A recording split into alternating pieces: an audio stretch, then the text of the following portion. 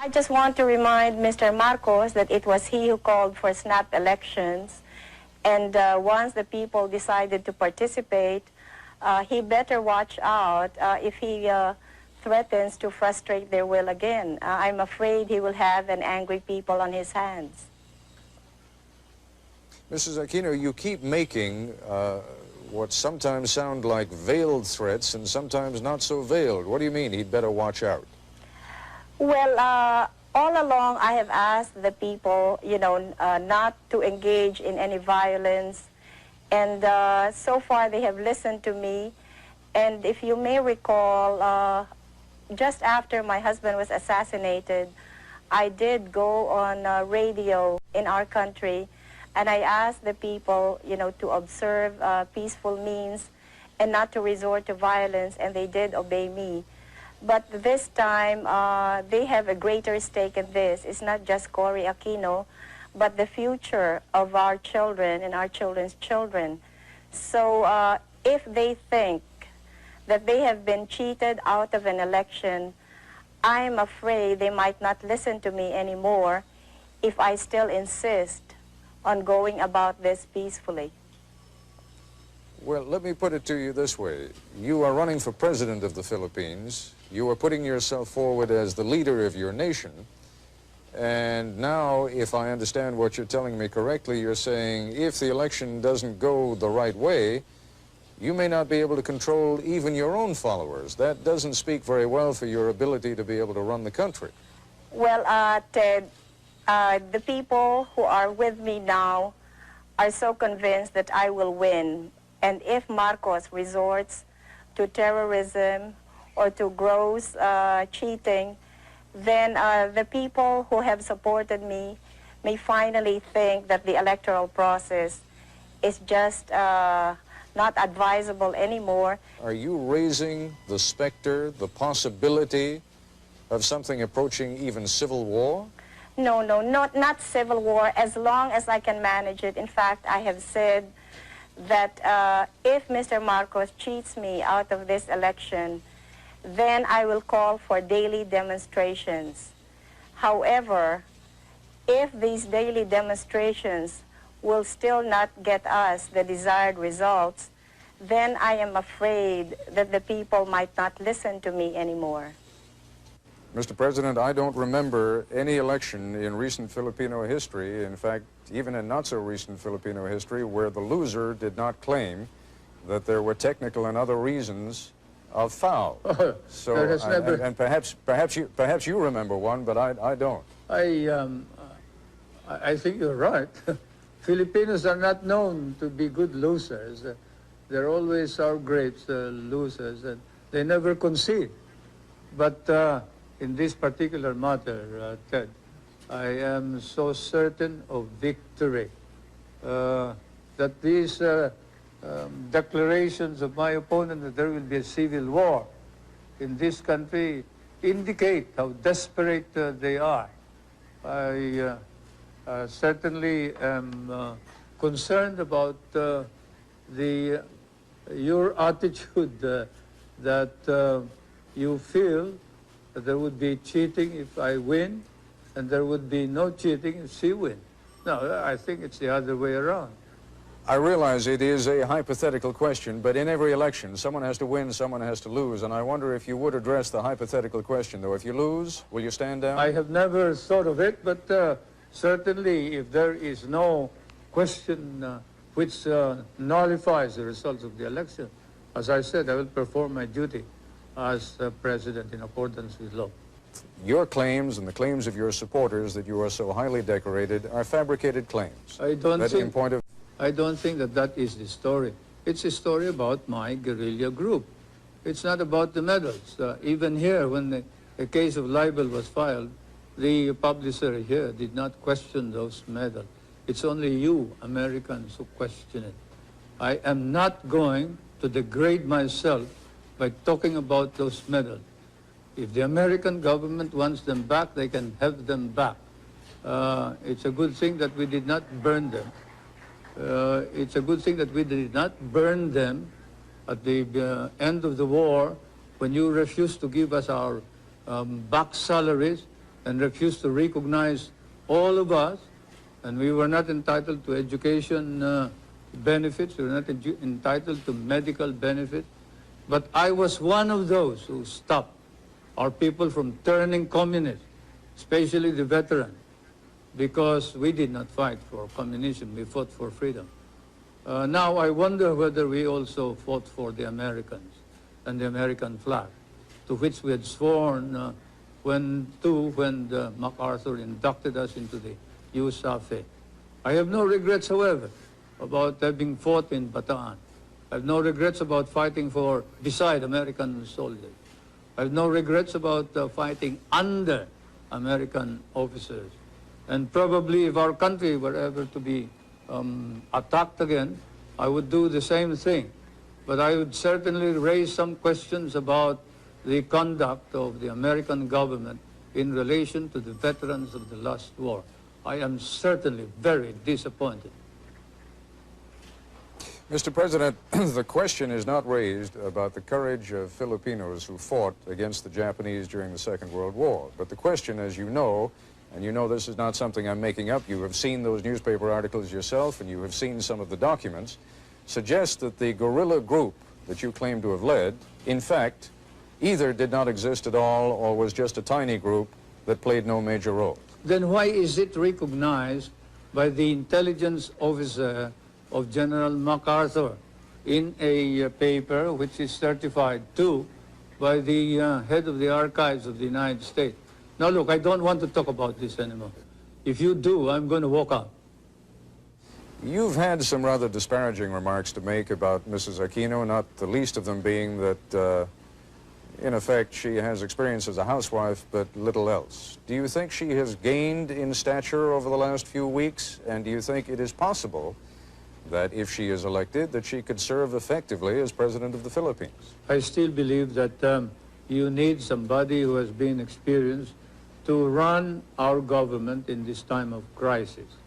I have nothing against her, but certainly when, say, your son is sick and he needs an operation or he needs the expertise of a good doctor, you don't pick just anybody who has honesty and sincerity in order to cure your son. In that situation where she has no experience whatsoever is something that we have to accept and admit realistically that she had the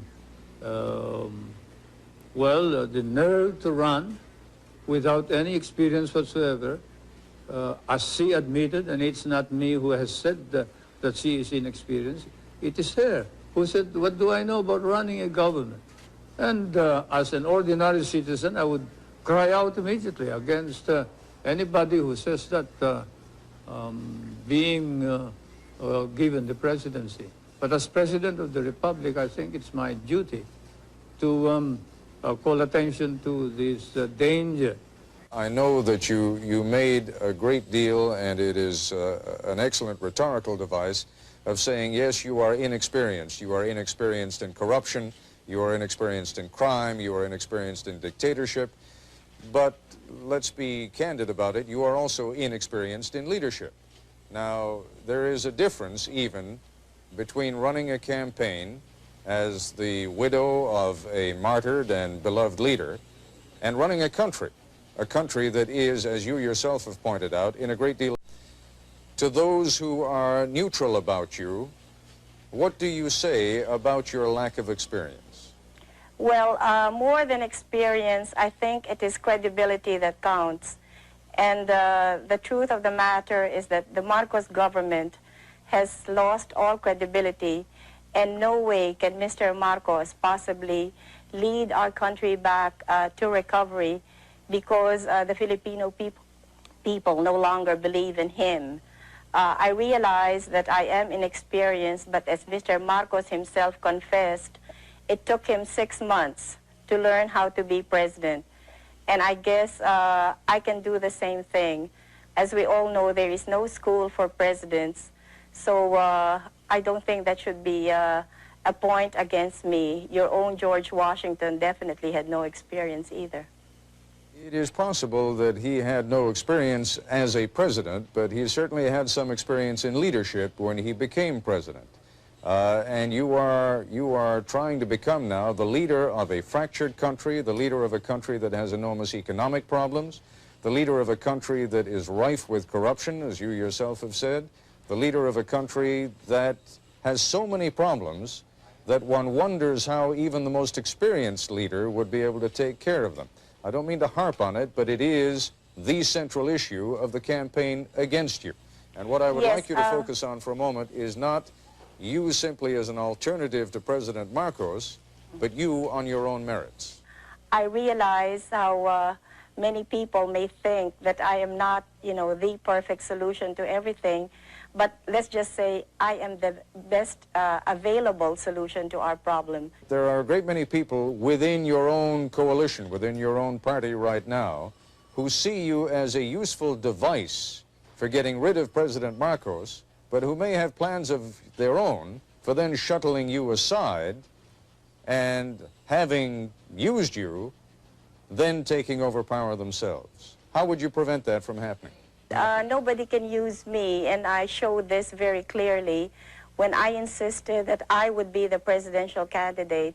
I mean, if people wanted me to defeat Marcos, they would have to do it my way. And you can ask the politicians, the leading politicians in the opposition, how I was able to get all of them to agree that I would be the presidential candidate and not anybody else. Otherwise, we would have had two candidates instead of just one. Again, Mrs. Aquino, the point I'm making is that I can see why they would be willing to stand aside for the immediate goal of getting President Marcos out of the way. But now we're talking about real power. Now we're talking about the power of governing and leading the Republic of the Philippines. And my question is, are you confident that you can continue to rule even when some of these people are going to be trying to take power away from you? Yes, I'm very confident of that because there were no deals involved when I ran for president. So nobody has a hold on me. I am my own person. I intend to continue being that kind of person. As I said, I don't owe anybody any favors. Let's talk for a moment about the kind of relationship that a government of the Philippines under Corina Aquino would have with the United States. What kind of a relationship would you want to have with the United States? Well, I would like to continue our friendly relations with the United States, and I see no reason why that cannot be so.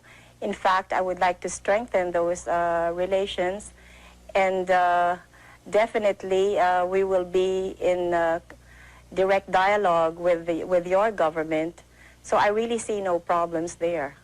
Well, the problems again, and it seems to me that there has been a little bit of waffling on the issue of the bases over the course of the last couple of months.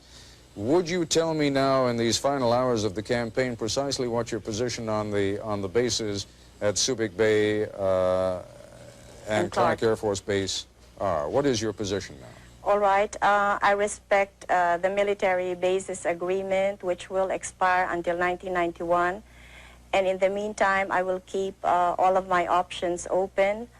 I know that no sovereign state can ever allow any part of its territory to be in the perpetual possession of a foreign power. And I think no ally of ours will be demanding this of me. I am not hearing from you the kind of reassurance that I think Washington really wants to hear. Now, obviously, you're under no compulsion to give it, but I wonder whether that is deliberate. No, it's not deliberate. Before the RP-U.S. bases agreement expires in 1991, we will be in consultation with the United States, with our neighboring countries, especially the members of ASEAN, and above all, we will be consulting with the Filipino people so that we will be able to reach an agreement which will be to the best interest of the world, but in particular the Philippines. I've always maintained that those bases are needed by the two governments and probably by Asia itself. if not the world. You cannot project your naval and air power beyond the South China Sea as well as to the Indian Ocean and the Hormuz Straits in the Middle East without those bases. And we also recognize that Asian countries may be in danger if the balance of military power were not maintained between the two superpowers. And therefore, the ultimate noble purpose of all of this is to maintain that military balance in order that we can avoid war in Asia. This is to the advantage of not only the United States and the Philippines, but to the advantage of all of Asia and perhaps of the Middle East, Europe, and perhaps the world. When you hear people speculating in this country, and there has been some considerable speculation, that perhaps things are becoming a little bit too dicey in the Philippines and that the United States ought to think about putting its bases elsewhere. You take that seriously? I take it seriously, and certainly we would not stop you if you want to get out of the Philippines. Do you think that Subic and Clark can be replaced? You will not be able to find any replacement of Subic and Clark, but you are free to get out anytime you think it wise to do so. Mr. President, some would say that the gravest danger to the Philippines these days is that there is a crisis of confidence, and that what Mrs. Aquino would bring to the presidency would be a fresh breeze, and that she could get the expertise by surrounding herself with competent experts, but that what is needed is a fresh sense of trust, a sense that the corruption that is charged will be cleaned out, a sense that the cronyism that is charged will be cleaned out, a sense that the brutality that is charged against members of your armed forces and the police will be cleaned out, and that Mrs. Aquino can fulfill that role and you cannot.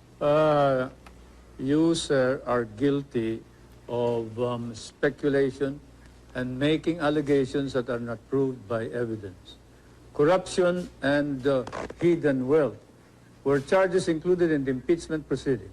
They were debated upon and evidence. Corruption and hidden wealth were charges included in the impeachment proceeding. They were debated upon and the opposition was challenged to present their evidence. They could not. There is no evidence. Even in your hearings in the House of Representatives subcommittee of Mr. Solar, Congressman Solomon and Roth, I think, have said that there is no evidence about corruption or hidden wealth, and that this is all hearsay and all rumor. Now you repeat it as if it is the gospel truth. I question your right to make this as a premise for any further questioning. I must say that hearsay, rumors, speculation as a basis for a question by reputable newspapers and foreign correspondents should have no place in a society like ours. Your society Mr. and President, ours. you are quite right. If I were the only one raising those questions, there would be no point in raising them at all. The number does not matter, Ted. Whether 1,000 people raise it, if there is no evidence, then it is false. Whether it is raised by 10,000 people, if there is no evidence, then it is evidence. Mr. Solars has no evidence. The opposition has no evidence. They're just talking loud, and they're engaged in a smear campaign, and you are helping them. Mr. Solars claims that he has testimony from someone who met with who claims that he has testimony from someone who met with your wife, Mrs. Marcos, who spoke to him of properties that you hold through other names in New York, and that Mrs. Marcos said to this man who testified before the committee that she expected by 1987 to have $70 million worth in profits on those properties. Now that is the testimony. You're saying there is no testimony. It may be inaccurate, but the testimony, sir, is there. The witness, when asked by Congressman Solomon whether there is any evidence whatsoever proving this. Said, I merely heard it. It is something that I heard from somebody. I do not know your sources of information. You may be more accurate than I am. But certainly, I don't consider that evidence which ties us up to the ownership of any of these properties. We are looking into the manner in which the evidence has been obtained by some of your investigators and some of your foreign correspondents, your newspaper men.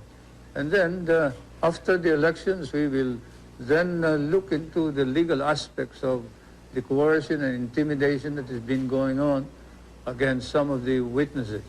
But anyway, whatever it is, I deny categorically any speculations of the corruption and hidden wealth that is being alleged, so much so that the opposition members of the Batasan, the legislature, are now facing perjury cases in our courts, and we are going to see to it that these cases will be pushed through. There have been charges by both sides, against both sides, of corruption in the voting process. How is it going to be possible for anyone ever to be satisfied that this was an honest election, even if it were? Well, I guess as long as it is fairly honest, then we would be able to satisfy everybody. But if there are outright violations and we can see that there has been such enormous fraud, then that would be difficult to convince the Filipino people. But as I said earlier, since there are so many people personally involved in these elections, then we will see people power working to make sure that we get as clean and honest elections as possible. How much fraud, how much corruption in the process are you prepared to accept? Well, that all depends, Ted. Naturally, I cannot envision what Mr. Marcos is going to do, so I cannot say right now just what it is that I will be able to accept or what I will totally reject. There is an enormous difficulty in ever reaching a decision on how much fraud there has been. Both sides are going to claim it. We know that already. Your side's going to claim it, his side is going to claim it. How is it ever going to be possible to reach an understanding on what happened and how much fraud there was? Well, Ted, we all know who is the real power in this country, and it's a one-man power. So since he controls almost everything in this country, it is really unthinkable that we in the opposition, you know, can manage cheating the way he is accusing us of. He controls COMELEC, and he has all of the government forces behind him. So how can he possibly accuse us of committing fraud? Well, if he has all the power, as you say, and if you already believe that he is committed to win this election by whatever means he can, then how is it possible that you're going to win? Well, as I've been saying all along, it's people power that has finally emerged in this past campaign. And there will be many of these people who will be poll watchers in the coming elections. So they will be guarding their respective polling precincts, and they will also be watching the tabulations. So I am counting on all of these people to help us get an accurate count. What happened during the campaign with regard to media coverage? President Marcos has told me that you have certainly had access to the television and radio stations, and he denies categorically that you have been kept off. Well, you know, take for example the question of rallies, and ours last night, I don't know if you were given a minute or two, but normally all of President Marcos's speeches are covered in full. So I'll be lucky if I can have a sentence or two. We both addressed the Chamber of Industries, and his speech was covered in full. I think I had two sentences which I was allowed to, well, which local television aired. Maybe I can refer back to my husband's own funeral, where the Filipino people saw nothing of my husband's funeral, but which was viewed throughout the world. So things haven't changed much since that time. And I'm really lucky if I can get my face on television. What they are doing to me now is that they use some of my video shots and they impose it on their on their commercials, and then they have somebody pretending to be me and, you know, talking as if it were Cory Aquino. And there's nothing I can do about it because all of media is, well, all of television is under the control of Mr. Marcos.